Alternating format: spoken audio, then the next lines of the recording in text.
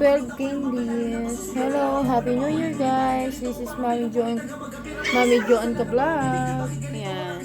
Nilagyan ko lang na yung Starbucks ko ng mga 12 yan. 1, 2, 3, 4, 5, 6, 7, 8, 9, 10, 11, 12. Basta 12 yan. 2, 4, 6, 8, 10, 12 candies. Kasi katapos ng New Year guys, ipamimigay natin yan sa mga kids dito sa mga kapitbahay namin.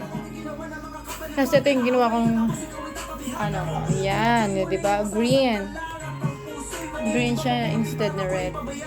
Yan. Wine, syempre. Wine pa rin, syempre. Oh, ayan yung wine natin.